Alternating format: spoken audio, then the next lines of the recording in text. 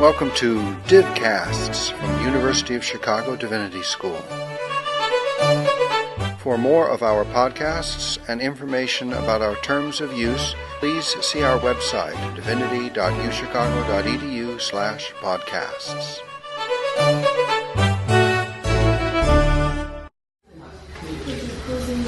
My friends,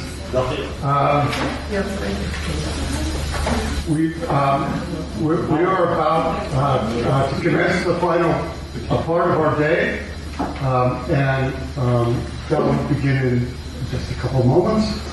But I just wanted to thank everybody for making this a real medjlis, for bringing the attention and the thought to it.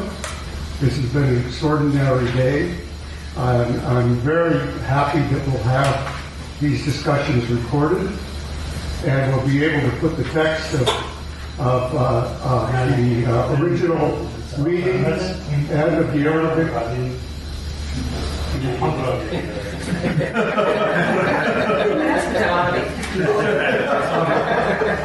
on the website, so that people can go back over and study it in the future. Ustad Gamal will now be speaking on Tarajum as a source of literature. He will tell us what Tarajum is for him. Of course, it's a genre name for a wide variety of books in classical Arabic, biographical notices with various titles, many of which are 50 or 60 or 70 volumes long, and Muhammad Wajdi bin Hamad, who is kind enough to be here from Notre Dame, where he's a grad student in comparative literature, specializing in Arabic and American literature. We'll be translating, and I hope we'll have some discussion. And if I might suggest, Ustaz Gamal, that if people have questions at any time, they can ask them. Okay. It's completely relaxed here, no formalities, and pleasure.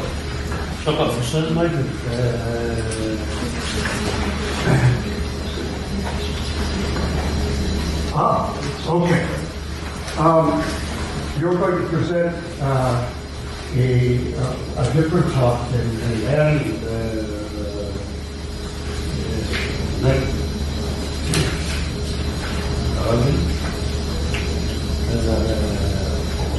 Okay.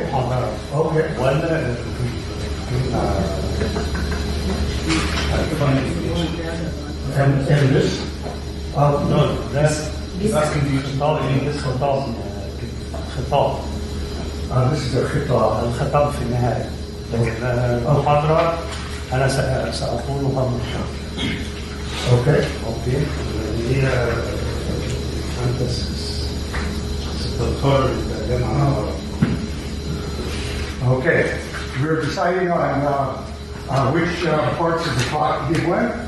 So I think we're going. You're not certain of what it will all happen. That's true. You will speak for about 20 minutes, and you will translate for about 20 minutes. Between يعني كل فقرة هو الفرق. Yes. هتكلم حضرتك يعني مثلا 5 دقايق وبعدين انت نكون كلوزر يعني. Okay. Yeah. Okay.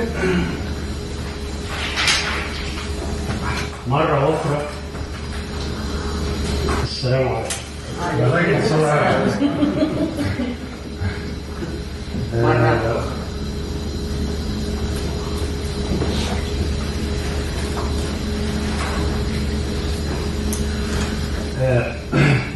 أنا يعني كما شرحت معني بإضافة جديد إلى الرواية العربية.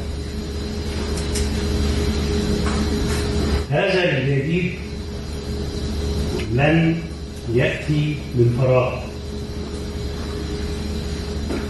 لكي يصل المبدع إلى جديد لابد أن يفحص القديم ويقتله بحثا، يستوعب وينسى، يتجاوز. فوجئت وأنا أبحر في التراث العربي القديم غير التقليدي. يعني عندما نقول الأدب الذهن ينصرف على الفور إلى الجاحظ، إلى التوحيدي، إلى حتى التوحيدي كان يعني غير مستحب. لكن الجاحظ أبو العلاء المعري المتنبي إلى آخره. لكنني وأنا أقرأ التاريخ وجدت أن هناك مصادر للغة العربية وللحكي لم يتعامل معها أحد كأدب. يعني هذا ما قمت به. كان الأدباء يقرؤون النصوص الأدبية، ولكن مثلا إذا قال أحد هناك القضاء الشرعي، القضاء في أحكام قضاء، في محاضر شرع يعني كانت تعقد في ديوان المظالم، لا أحد يتعامل معها على أنها لغة أو على أنها أدب. أنا ذهبت إلى هذه المصادر بعد أن قرأت ابن إياس والمقريزي والجبرتي وابن تغربردي وابن عبد الحكم، واكتشفت أن في مصادر كثيرة جدا يمكن أن تطور أن تفيد الأدب. هذه هي البداية. فوجدت علما كاملا اسمه علم التراجم. علم التراجم. So, Assalamu alaikum the second time.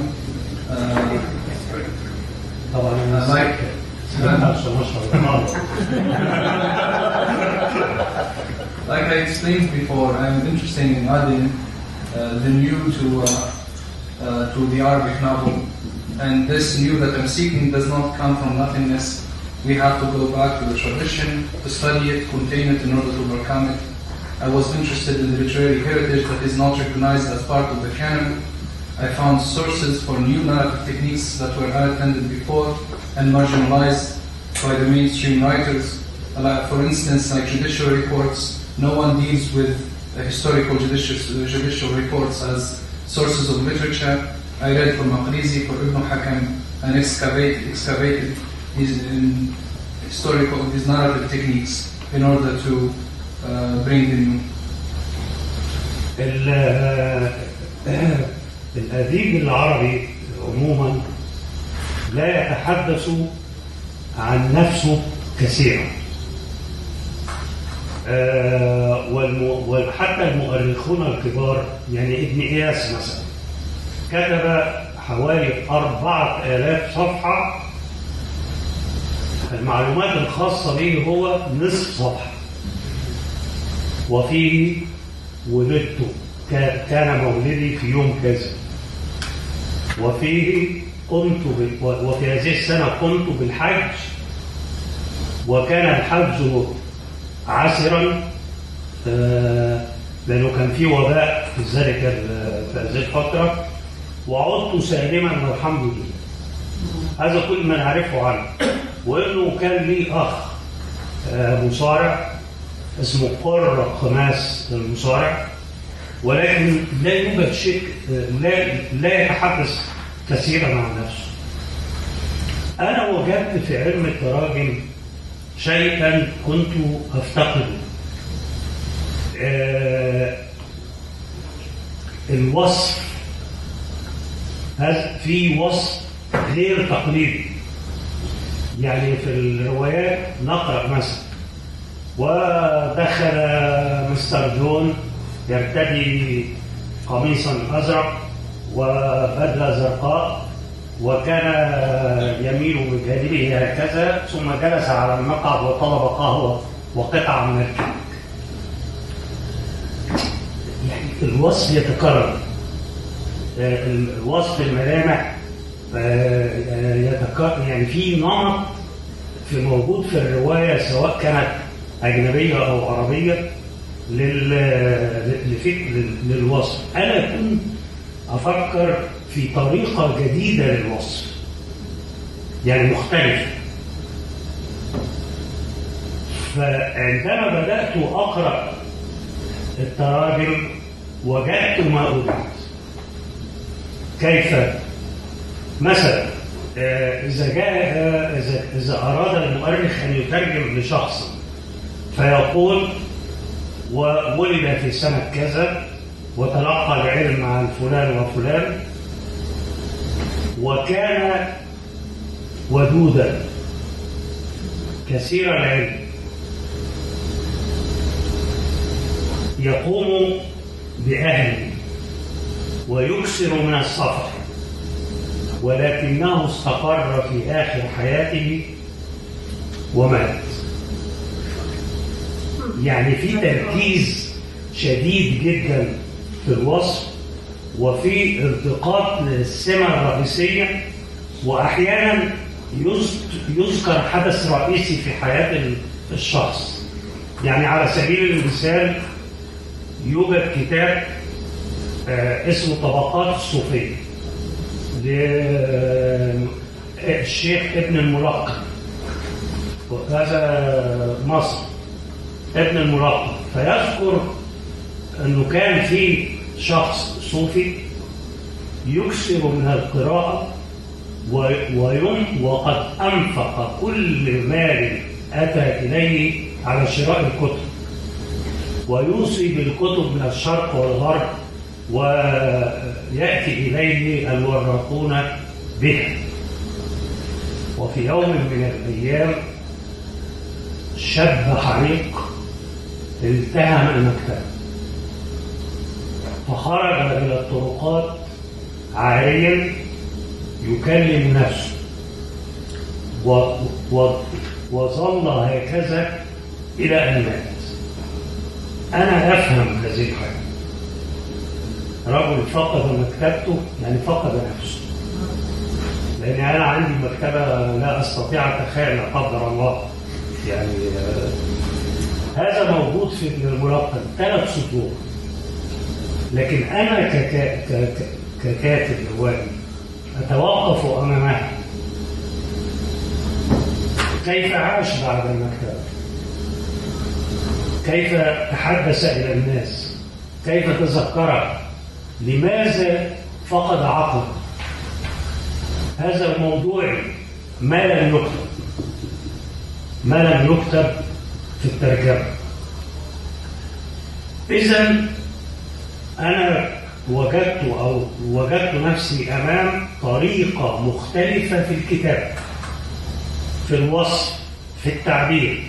في نفس الوقت وجدت نفسي أمام شخصيات بلا حصر ذكرت، لأن كتاب التراجم كانوا ينطلقون في الكتابة من نفس الزاوية التي أراها، وهي مقاومة العدم.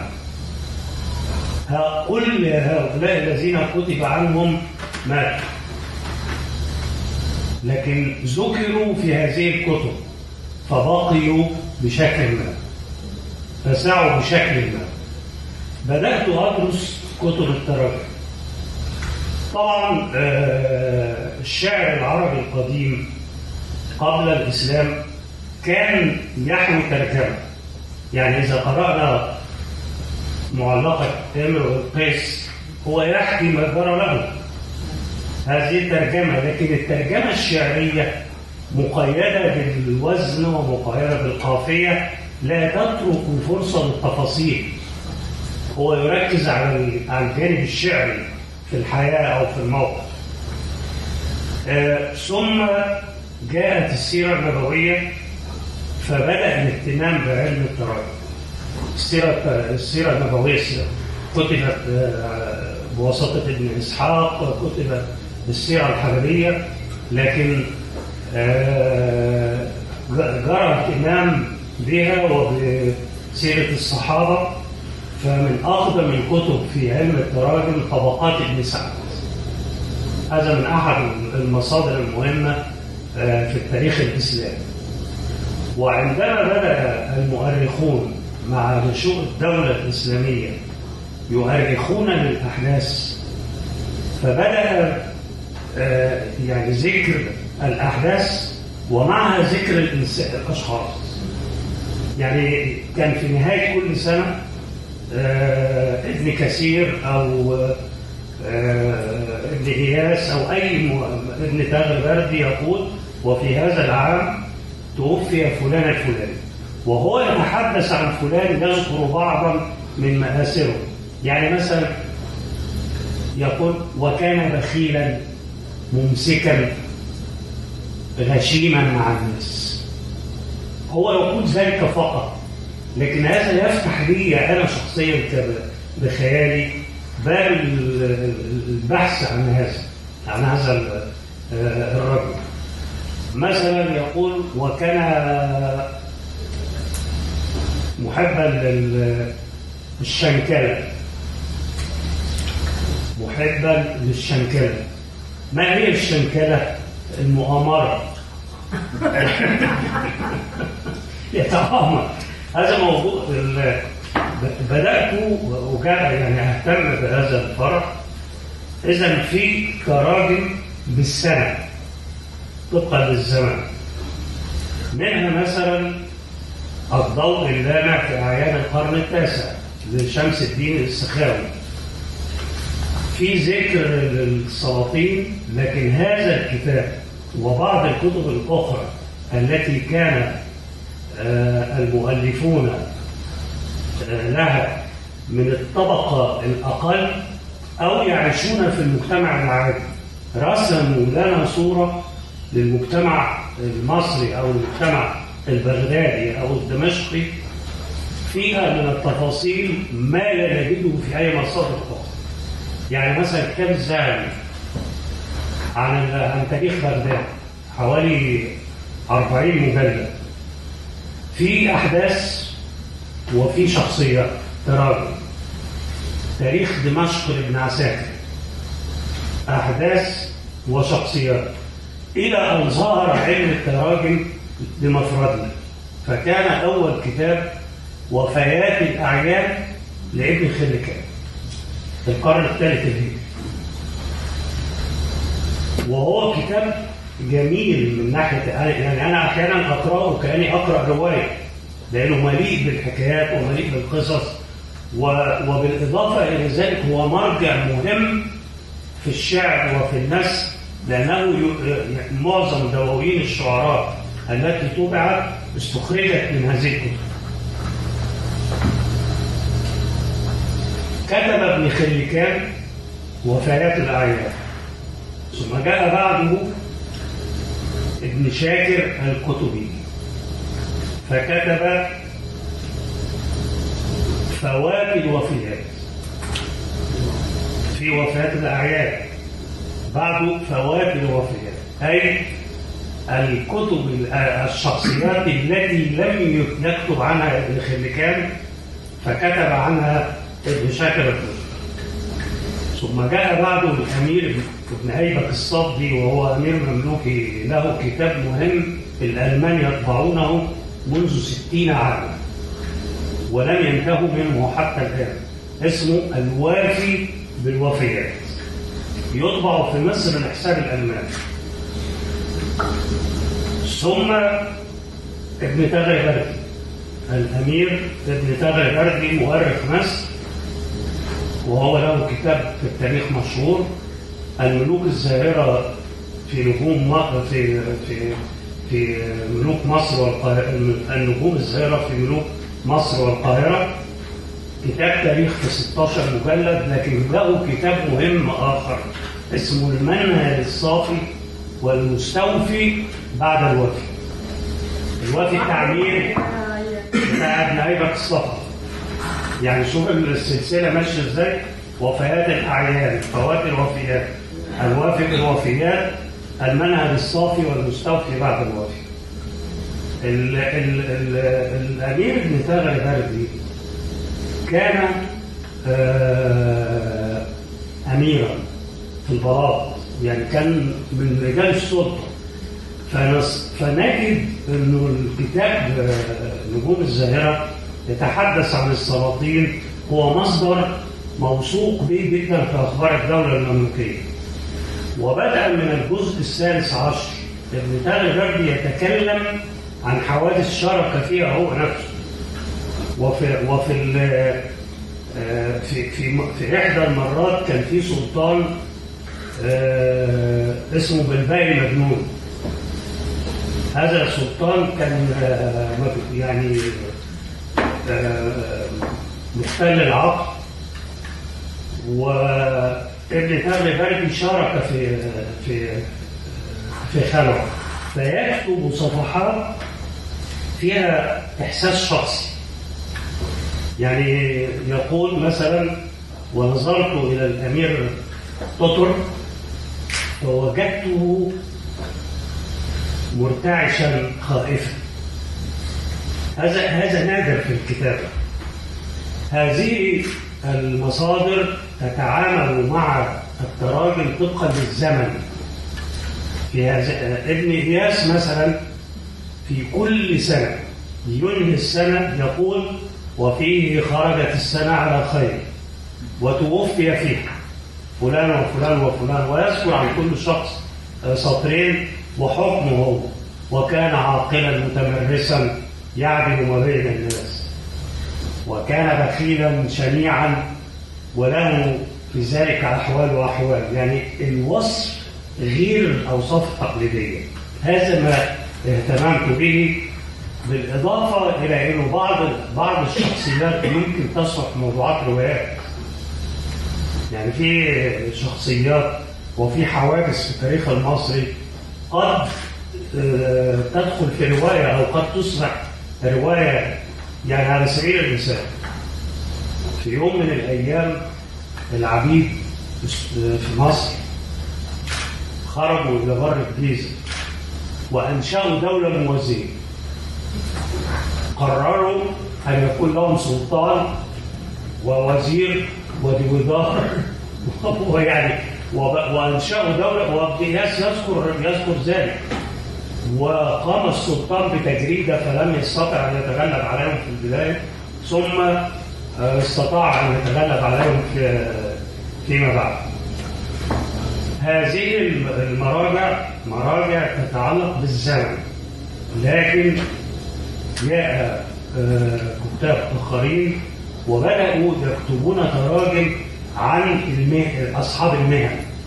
منهم كتاب ابن أبي صيبعة الذي كنا نتحدث عنه بمناسبة ابن سينا، طبقات الأطباء. في طبقات النحاة الذين اشتغلوا بالنحو، في طبقات الشافعية لتاج الدين السبكي. هذا الكتاب من 10 مجلدات، من أهم الكتب التي تقدم صورة متكاملة للمجتمع المصري الشعبي.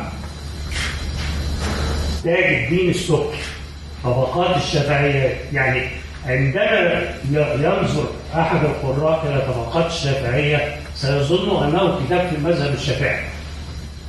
هذا رجل إمام شافعي من الشافعية تاج الدين السبكي يكتب عن العلماء الذين هم على مذهب الإمام الشافعي. لكن عندما قرأت الكتاب وجدته يتكلم عن شخصيات عاشت في المجتمع المصري، وهو يصف العلاقات بين التجار وبين الذين هم على المذهب الشافعي فقط. في كتاب آخر طبعا في طبقات الحنفية، وفي طبقات في كتاب مهم لمؤرخ اسمه المحبي، اسمه خلاصة الأثر في أعيان القرن ال11. لماذا أقول أن هذا الكتاب هو كتاب بيغطي الفترة العثمانية؟ لماذا أقول أن هذا الكتاب مهم؟ لأنه يؤرخ بالأحلام. هذا غريب. يعني يقول مثلا وفيه ولد فلان ونام وعاش وتعلم في الأزهر، ومما عرف عنه أنه حلم حلما جاء فيه كذا وكذا وكذا. طب كيف عرف هو أحلام الناس؟ هذا كتاب غريب ومليء طبعا قصص سريالية وخيالية وغالبا عن أحلام، بعضها كان غريب وبعضها استنى شوية ولا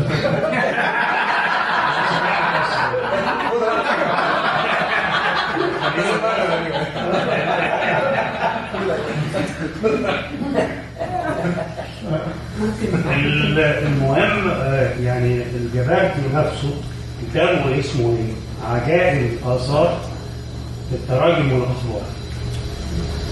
ما في مؤرخ إلا ما توقف، لكن أنا بتكلم فقط عن الكتب التي تعرضت للتراجم الإنسان، ذكر الإنسان. ولذلك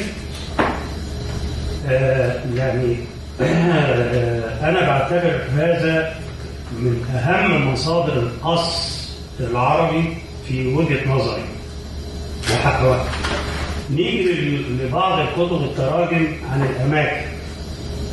عن الأماكن. في كتاب مثلا اسمه الطالع السعيد في نجباء أهل الصعيد، كتبه عالم. يعني الصعيد في مصر كان مهم جدا، لأنه كان دائما مصدر للحركات المناوئة للحكم في القاهرة، خاصة فيما يتعلق بالمذاهب. يعني المذهب الفاطمي الشيعي بعد ما صلاح الدين الأيوبي خلص عليه في القاهرة انسحب إلى الصعيد، وظلت منطقة في الجنوب في قوس اللي هي طريق الحج كلها شيعة. يعني الآن في مصر في حوالي 1,000,000 شيعي يجدون مشاكل السلفيين. وأنا أدافع عن أي شخص. يعني نحن في حاجة إلى أي إنسان يعتقد ما يراه هو من حقه أن يمارس ما يراه، بشرط ألا يؤذي الآخرين فقط. فأنا أكتب الآن حملة عن ضرورة الحرية للشيعة. عيب إنه يكون فيه واحد شيعي ولا يستطيع أن يمارس يعني مشاعره، لأن مصر كانت دائما بتكون أقوى عندما تفتح للكل.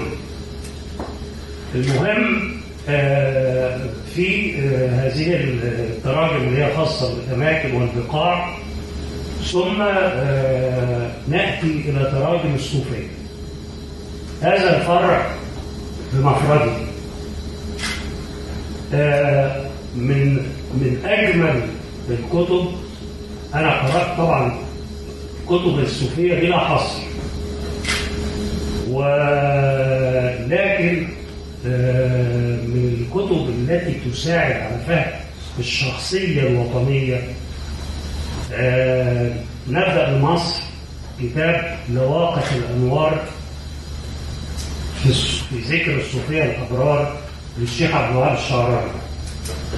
هذا الكتاب غني جدا طبقات الصوفية، هو مشهور باسم طبقات الصوفية لأنه يذكر تقريبا كل الصوفية الذين دفنوا في مصر أو مروا به.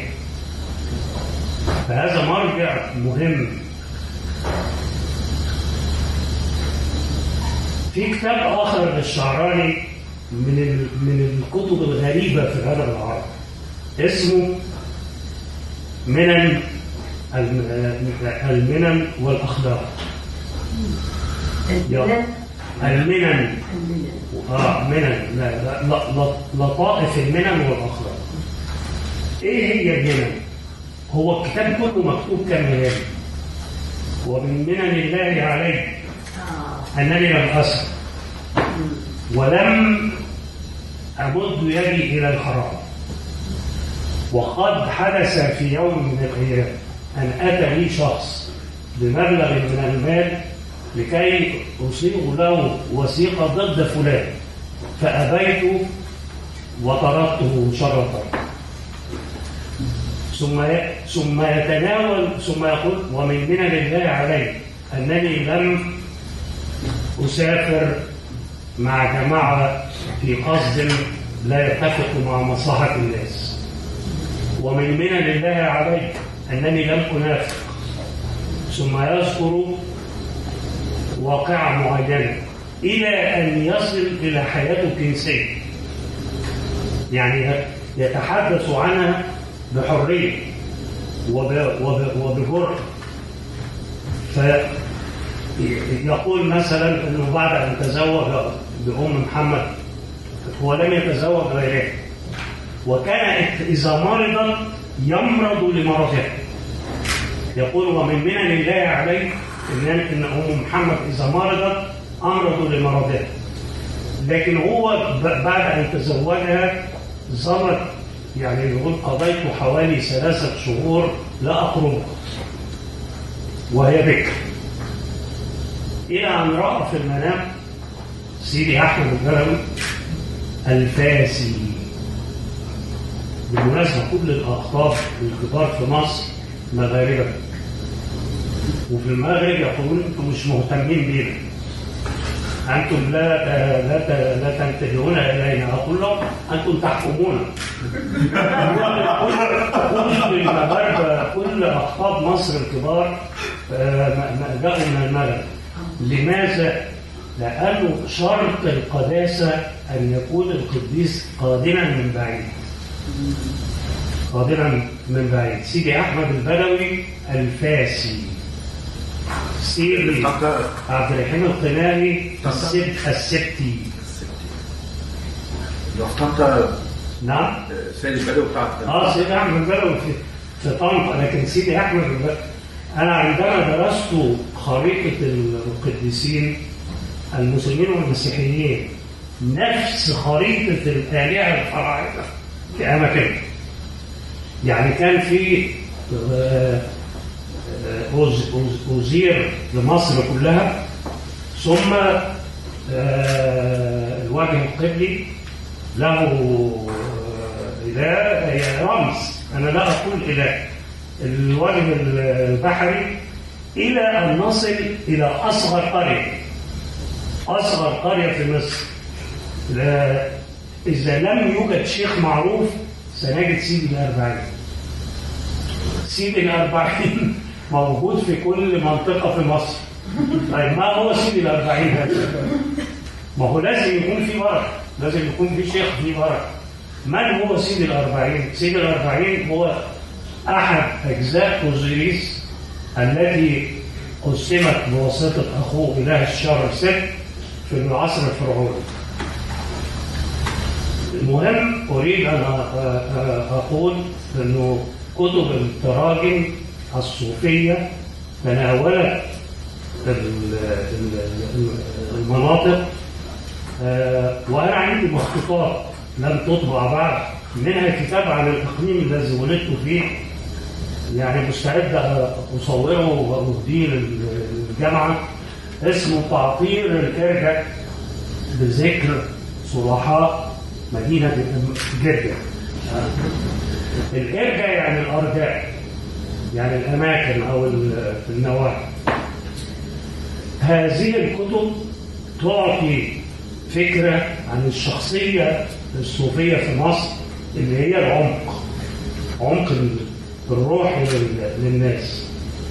المقريزي له كتاب مهم وجميل وغريب اسمه المقفى الكبير، وكان مفقودا إلى أن عثر عليه الحاج حبيب اللامسي صاحب دار الأرض الإسلامي التونسي من تونس، فطال الله عمره وطلعوا في 8 مجلدات. طب ماذا تحدث المقريزي فيه؟ ترجم للذين عبروا مصر الأشخاص الذين عبروا مصر ولم يقيموا بها. يعني جاء فلان من الأندلس وعبر، جلس في مصر شهرين أو 3 ثم ذهب إلى الحج، لأن مصر كانت طريق الحج. طبعا لا يغير مصير الإنسان إلا امرأة. كان يحدث أحيانا إن حج مغربي جاي فهو يجلس في مقهى أو على باب الأزهر يرى أنثى جميلة عبدت، مين دي؟ فلانة، فيتزوج ويقيم ويعيش في القاهرة. بعد جيل واحد يصبح مصري، ودي خاصية مصرية بالنسبة للمغاربة الإيرانيين حتى الأجانب، يعني يتحولون بسرعة إلى الحالة المصرية. المهم إذا أردنا أن نرى في التراث العربي الآخر لكي نفهم السودان فهما جيدا، هناك كتاب اسمه طبقات والضفر. طبقات والضفر، وهذا كتاب غير معروف في العالم العربي، طبع بواسطة جامعة الخرطوم، حققه اسمه كده البروفيسور يوسف فضل حسن. هذا الكتاب يترجم للصوفية في شمال السودان، وخاصة في المنطقة التي كتب عنها الطيب صالح. الطيب صالح يعني الله يرحمه كان في محبة، فعندما عرف أنني أمتلك نسخة من هذا الكتاب قال لي الآن ستفهمني أكثر، لأنه هو الكتاب يقدم خلفية للمنطقة التي عاش فيها الطيب صالح. الطيب كان من الشمال، والسودان غني جدا، لكن في هذا الكتاب نجد نوع آخر من الترجمة، لأن السحر الإفريقي أو المضمون الروحي الإفريقي دخل على الإسلام السوداني، ودي خصوصية الحالة السودانية في الإسلام. يعني الإسلام، مدخل الإسلام في السودان التصوف. لما دخل بقى مش عارف ايه واللخبطه الاخيره السنوات الاخيره دي حصلت مشاكل، لكن السودان اللي عايز يفهم السودان يقرا كتاب طبقات والضفر، يفهم الروح السودانيه. طيب نيجي للمغرب اللي هو اصل، اللي هو بقى التصوف. في كتاب صدر سنه 84 وكتب عنه عبد الفتاح كليته كتابة جميلة جدا، وطبعا كتبت عنه التشوف إلى أهل التصوف بالتدريج. حضرتك طبعا سيد من يعلم هذا. الإسلام في المغرب حتى الآن هو التصوف، يعني الطرق الصوفية في المغرب لها نفوذ على المشرق حتى الآن. أبو الحسن الشاذلي تلميذ سيدي الجازولي، يعني منذ سنوات زرت مراكش أنا والشيخ الطيب، وقال لي هيا بنا نزور ال7 رجال. فاكتشفت أني لازم أمشي عدة كيلومترات، يعني هذه مسافة لازم نلف حوالين المدينة، لأنه طلب مني أن نمشي. فقلت له هناك سيارة ستأخذنا ونذهب. قال لا، من آداب الزيارة أن تقترب مشيا، أن تذهب مشيا، وأن تتمهل وتتأدب عند الدخول.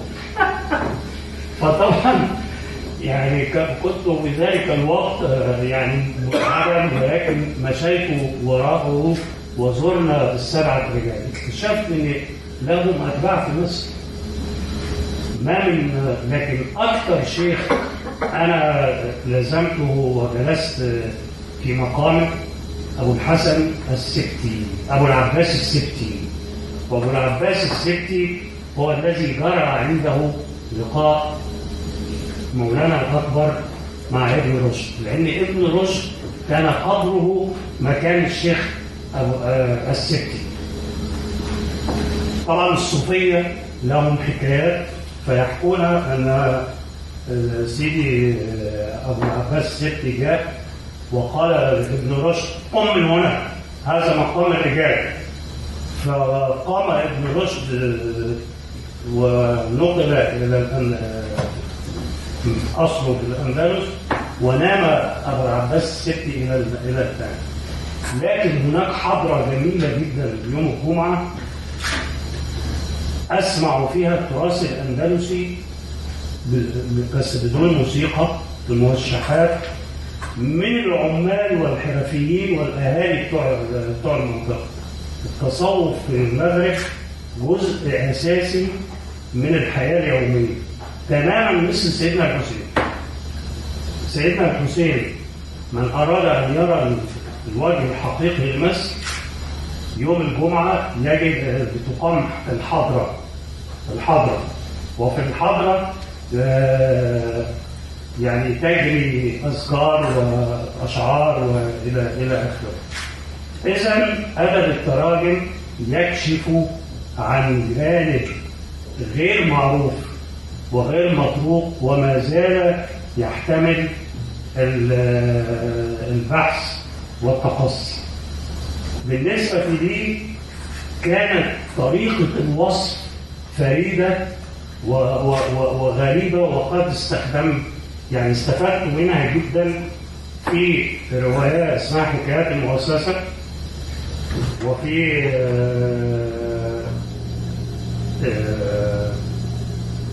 كتاب التجريات طبعا، وشطح المدينة ودفاتر التدوين.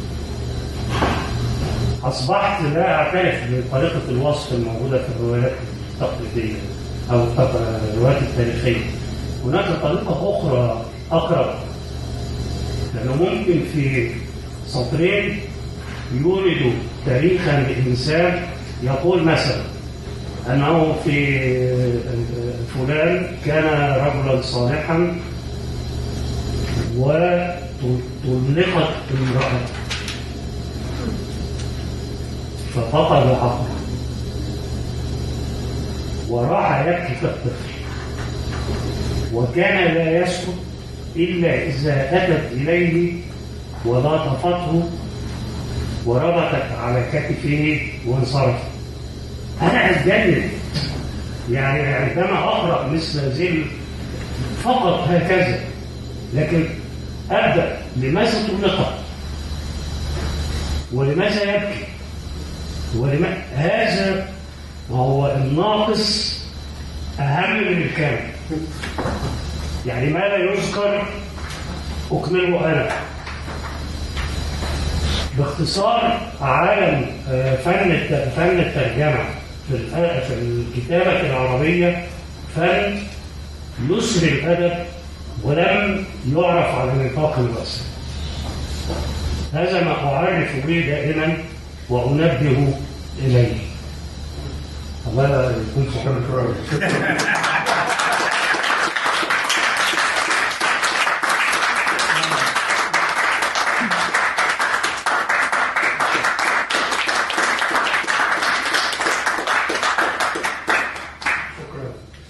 My suggestion is that we have a little discussion, and that instead of trying to translate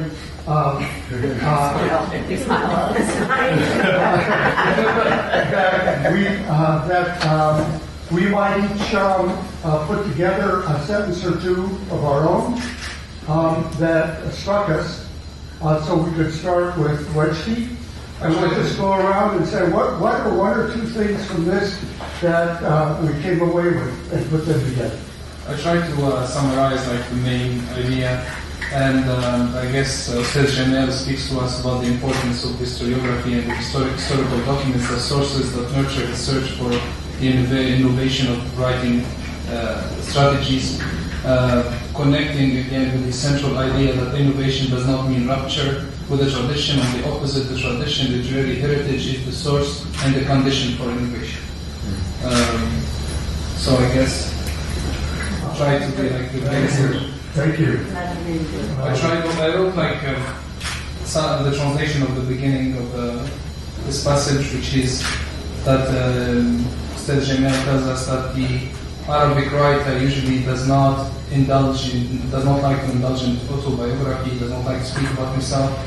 Great historians like Ibn Ayas wrote the great historian Ibn Ayas wrote 4,000 pages. Only half the page is autobiography.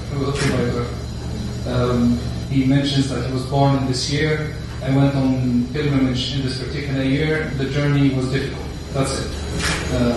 In these references, Jamil found new descriptive techniques. He says that in the modern novel, whether world novel or Arabic, description is neutral and routinized. Like he gives the example of the man with the blue suit and sits by the blue table, and so he says that he was searching for new descriptive methods in these historical documents, and I found this special style where the historian lists the biographic information, then presents a list of adjectives that capture the overarching traits of the personality, all in a very condensed style.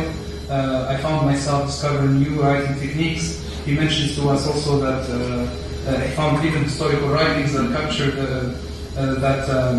document not only people's lives but even their dreams. Like you will find a historian who says, he talks about this historical figure, and then he says this man is known for having had this dream or vision that was materialized later. And so basically Jamil is telling us that these historical documents are a rich source for innovation as far as technique is concerned. Awesome. Thank you. And اسمح لي يا استاذ مايكل، بس فهمتني قول من اهم كتب التراجم الذاتيه العربيه كتاب الاعتبار للامير اسامه بن منقذ. وايضا ابن خلدون في نهايه تاريخه كتب حياته. ولسان الدين ابن الخطيب في الأندلس كتب ترجمان الكتاب عن حياته. So among the three most important autobiographical writings are Kitab al-Adab by Osama ibn Munqidh. Ibn Khaldun, at the very end of his massive work, has his own autobiography, and Ibn al-Khatib, the Andalusi chronicle. I also wanted to mention one that struck me, one example of the kind of things that Gamal found within this Taraji literature was the story of a Sufi who spent his life, all his money on books, gradually developed a great collection. There was a fire. The library burned down. He ran out of the library, his own house, a library, naked and talking to himself, and remained that way for the rest of his life. And Ustaz Gamal was saying how, what I understood was this is the kind of a description that brings out so much, but as he said at the end, what is left out is more important than what is in, what is within, and that allows his own creative work to develop, saying, what was it like being that Sufi or that book collector, etc. And so we can follow his works and find out. Yes? That's one of the points that most attracted my attention. I've had the benefit of taking Professor Ghitany's course this quarter, and one of the themes that you've emphasized, Professor Ghitany, is that the sense of a lot of these texts that were written centuries ago is very contemporary to us. We can read them and feel that the sentiments are expressed in a way that is recognizable to us and in a way that we might express them. And so on this idea that these little stories that leave out more than they include are the most evocative, I think there's an interesting parallel to, of all things, modern American horror films, which is the scariest horror films I've ever seen are the ones that don't show you the monster. They don't show you the things that are in the shadows, and they leave those to your imagination. In the same way that these little tidbits that leave out the important details are often the ones that stick with you. We're having a secret conversation here, and we're going to get some words. So you agree that the most frightening monster is the one that is not described in detail. هو أجل شغل بين الأسلوب وبين الأفلام الرعب الأمريكية فيما معنى أن الشيء المخيف والشيء الذي لا فكرة الشيء المهم والشيء الذي لا يقع. هو في الواقع كما يقول الأستاذ جود كيتش محيط بلا شاطئ. نحن أمام بحر. أنا قصدت يعني في هذا الكورس يعني يشهد أمره. لم أتحدث عن نفسي أنا كسكري، لكن تحدثت عن المصادر لأنها تعطي مفاتيح فقط. أنا سلمت المفاتيح في شيكاغو والبركة في هؤلاء الشباب يعني يبحثون وسيكتشفون، يعني سواء هم أو في العالم العربي مطلوب نظرة جديدة للتعامل مع القضية. So, in speaking about his course, Professor Ghitany was saying that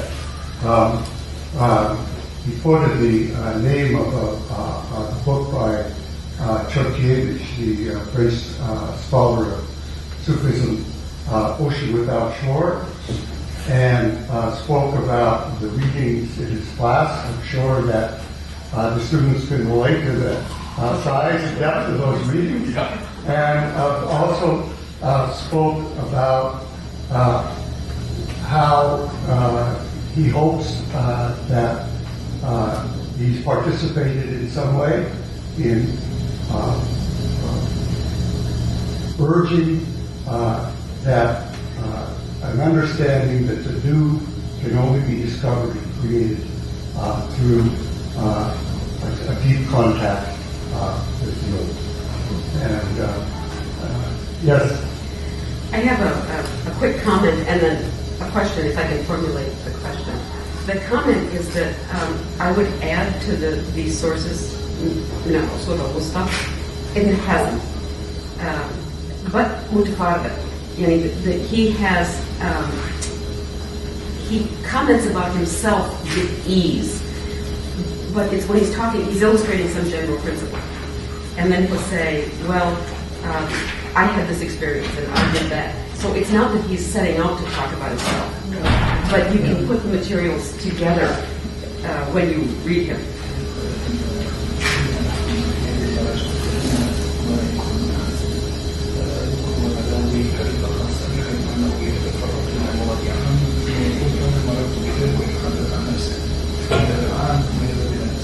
بس مثلا في الأخلاق السير أو حتى في أماكن كثيرة قوية وحتى في الملل في أي مكان يتكلم عن نفسه يعني ملاحظة كده عن حاجة هو لو تلاحظي حضرتك نفس التكنيك أنا استخدمه يعني في فترة التدوين بالذات أتكلم عن نفسي ثم أذهب إلى الموضوع.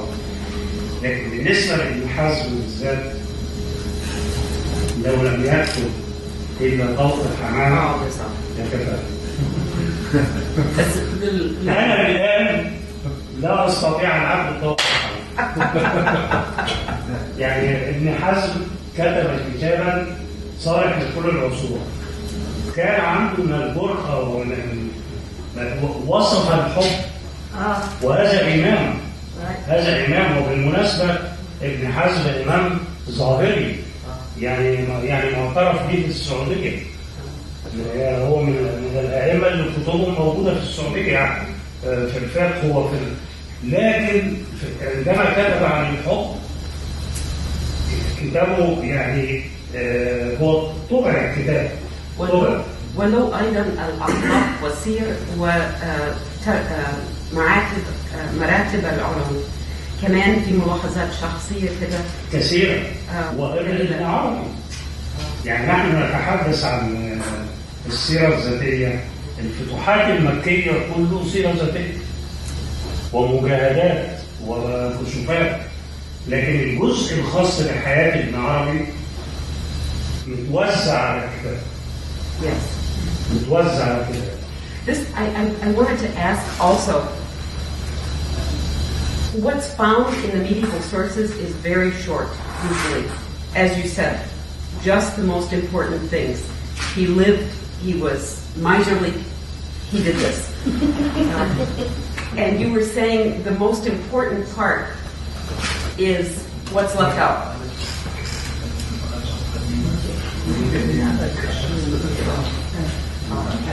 So, السؤال ازاي بتستخدم السمة الرئيسية أو المسكوت عنه. How do you use the main thing or do you use what's left out? Because these are so short, these things from the old sources. أنت قرأتي؟ لا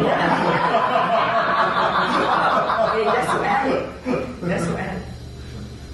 يعني دائما خاصة في السنوات 50 الأخيرة أقول أعطوني حرية القرن الرابع.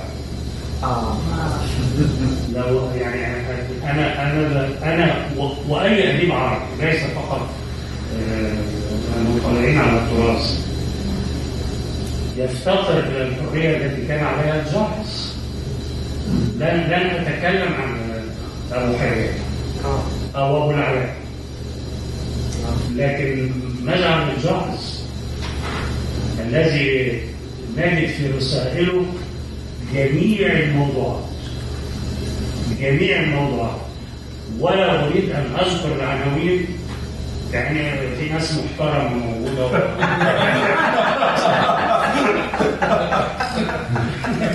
المفاخرة بين يعني أريد أن أقول ما في موضوع أنا رأيي الموضوع له علاقة بانفتاح الثقافة العربية، لأنه نحن نقرأ سيرة ابن سينا إذا لاحظتم حضراتكم هو يذكر كتاب بيساروت وكتاب المجاستي كتاب في علم الفلك.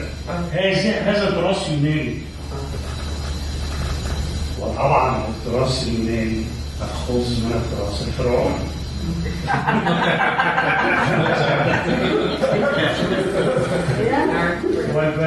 والبابلي عشان الدكتوراه.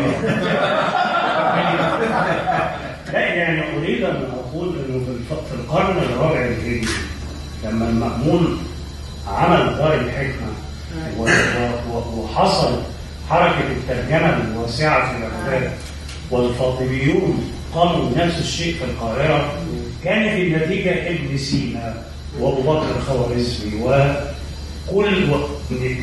وأبو البركات البغدادي. هذا بالمناسبة رسالة الدكتوراه للشيخ الطيب أحمد الطيب شيخ الأزهر العظيم الموجود الآن عن أبو البركات البغدادي. أبو البركات البغدادي كان يبدي ويسمع. طبعا لم تكن هناك حساسية في الثقافة العربية، يعني كان إنجاز الثقافة للمسيحيين والسوريان واليهود وكل الأديان يعامل الإنجاز العربي ويسريه. فكان الترجمة حركة الترجمة الواسعة التي حدثت في القرن الرابع في بغداد وفي مصر هي التي أنجزت كل العظام اللي هم بعد كده وأولهم ابن سينا. يعني أنا بحيي الأستاذ مايكل على اختيار ابن سينا للتحديد، لأنه رمز. ابن سينا كان هو من رموز الفكر الإنساني في أوروبا وأمريكا. يعني معروف، لا أحد يقول إنه هو كان أو طلع من اتولد في وراء النهر حتى مش من العالم العربي. يعني أريد كل ما ثقافة إنسانية، وبالمناسبة هذا لا ينطبق فقط على الثقافة العربية. لو انفتحت الثقافة الغربية على الثقافات الشرقية أكثر ستصبح أقوى. التفاعل هو الذي يعني يصدر القوة. So I didn't actually get an answer. But I got a lot of very interesting things about how he wishes he had the freedom of the 4th Islamic century for the 10th Christian century, and that at that point it was because of the openness of Arab culture that took in everything and was enriched by it. And the same would apply later today if Western culture were fully open to the East. We would be richer and stronger as well. I think that we have had an extraordinary day. We've all been enriched by your conversations with us, and I just want to thank you for everything you've done today and for all your contributions to the university. You will remain here, and even if we don't have your picture here with these formidable gentlemen, the shuyukh and how do you say divinity school in Arabic? Shuyukh and Lahu. You will be here in spirit. Thank you.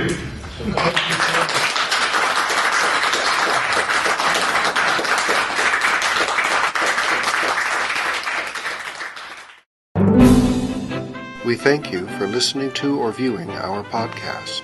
For more information and for other podcasts, please see our website, divinity.uchicago.edu/podcasts. Copyright, the University of Chicago Divinity School.